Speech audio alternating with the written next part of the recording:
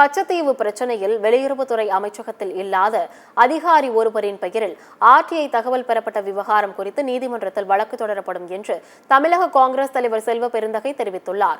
சத்தியம் தொலைக்காட்சி அம்பலப்படுத்திய கச்சத்தீவு ஆர்டிஐ மோசடி விவகாரம் தமிழக பாஜக தலைவர் அண்ணாமலைக்கு தகவல் எவ்வாறு கிடைத்தது என்பது குறித்து செல்வ பெருந்தகை அளித்த பேட்டியில் பல்வேறு கேள்விகளை எழுப்பினார். அப்போது வெளியுறவுத்துறையிலேயே பணியில் இல்லாத அண்டர் செக்ரட்டரி அஜய் ஜெயின் என்பவரின் பெயரில் ஆர்டிஐ தகவல் எப்படி பெறப்பட்டது என்று கேள்வி எழுப்பினார். இந்த பிரச்சனை தொடர்பாக நீதிமன்றத்தில் வழக்கு தொடரப்படும் என்று செல்வ பெருந்தகை தெரிவித்தார். இதை ஒரு எக்ஸ்டர்னல் அஃபேர்ஸ் மினிஸ்டர் ஜெய்சங்கர் அவர்கள் பாரதிய ஜனதா கட்சியுடைய அலுவலகத்தில் போயிட்டு பேட்டி கொடுக்கிறார். உண்மை வெளியே வந்து விட்டது, பாருங்க, கச்சத்தீவை தாரை வார்த்து கொடுத்தார்கள். ஏறக்குறைய 50 ஆண்டுகள் முடிந்து போனதை இப்ப பேசுறதுக்கு என்ன காரணம்? ஆனா எங்களுடைய பாராளுமன்ற உறுப்பினர்கள் திரு வில்சன் போன்றவர்கள் பாராளுமன்றத்தை இதை பத்தி கேட்கும் போது நீங்க என்ன பதில் சொல்றீங்க? உச்சநீதிமன்றத்தில் வழக்கு நிலுவையில் உள்ளதால் இங்க பதில் சொல்ல முடியாது, சப்ஜுடைஸ்ன்றீங்க. பாராளுமன்றத்திலே விவாதிக்க முடியாத ஒரு பொருள் சப்ஜுடைஸ்னா எப்படி அண்ணாமலைக்கு அந்த பேப்பர் கிடைச்சது? யாராவது சொல்லுங்க, அண்ணாமலைக்கு மட்டும் எப்படி பேப்பர் கிடைக்கும்?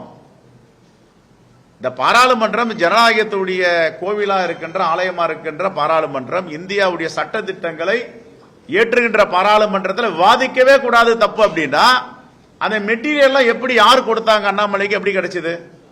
மோடி சொல்வதும் பாஜக அமைச்சர்கள் சொல்லுவதும் பாஜக தலைவர்கள் சொல்லுவதும் உண்மை இருக்கா? ஒரு துளியாவது அவங்க பேசுற பேச்சுல உண்மை இருக்கான்றதுக்கு ஆதாரத்தோட நாங்க கொடுக்கிறோம்.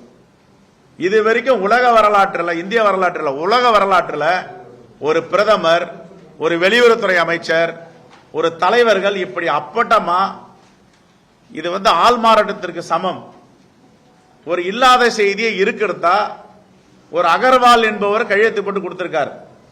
எக்ஸ்டர்னல் அஃபேர்ஸ் உடைய அண்டர் செக்ரட்டரின்னு சொல்றாங்க.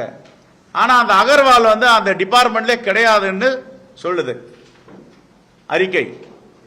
எப்படி இது மாதிரி திருட்டுத்தனத்தை பண்ண முடியும்? இதெல்லாம் யார் பண்ணுவாங்க? ஒரு தலைவர்கள் பண்ற வேலையாது? அப்ப இந்த தலைவர்கள் பண்றதுக்கு மோடி ட்வீட் போடலாமா? எக்ஸ்டர்னல் அஃபேர்ஸ் மினிஸ்டரா இருக்கிற ஜெய்சங்கர் படித்தவர் தான், அவர் ஐஎஃப்எஸ் ஆபீசர் தான், அரசியல்வாதியா இருந்து வரல. அவர் எப்படி பத்திரிகை மத்தியில் பேசுறாரு? அப்ப எப்படின்னா மோடியும் பாஜகவும் உண்மையே பேசாது, உண்மைக்கு எதிராக, உண்மைக்கு புறம்பாக உள்ளதை இட்டு கட்டி மக்களிடம் திசை திருப்புகிறார்கள். இது ஒரே ஒரு ஆதாரம் போதும் இவங்க பேசுறதுலாம்.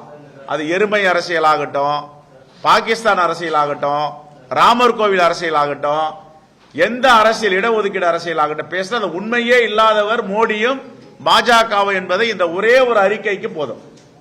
எப்படிங்க இல்லாத பேரை ஒரு அண்டர் செக்ரட்டரி கையெழுத்து போட்டு ஒரு கடிதத்தை வாங்கி அதை பத்திரிகையில ஒரு ஆர்டிகல் எழுத வைக்கிறது, மோடி ட்வீட் போடுறது, ஜெய்சங்கர் பேசுறது, இது எவ்வளவு பெரிய மக்களுக்கு எதிரான செயல் இது.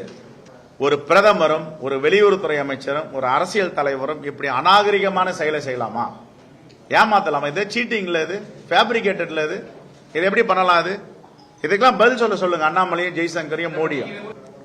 அஜய் ஜெயின் என்ற பேர்ல ஒரு அறிக்கையை இவங்கள தயார் பண்ணி விட்டுட்டு அப்புறம் அந்த அஜய் ஜெயின் என்ற ஒரு எக்ஸ்டர்னல் அஃபேர்ஸ் உடைய துறையிலேயே கிடையாது, அது மாதிரி ஒரு அதிகாரியே இல்ல, இல்லாத அதிகாரிகள் பேர்ல எப்படி இவங்க வாங்கினாங்க? அதை இதெல்லாம் பாஜகவில் தான் இப்படிப்பட்ட உண்மைக்கு புறம்பான வேலைகளை, மக்களுக்கு எதிரான வேலைகளை செய்ய முடியுன்றதுக்கு இந்த ஒரே ஒரு பேப்பர் தான் சாட்சி.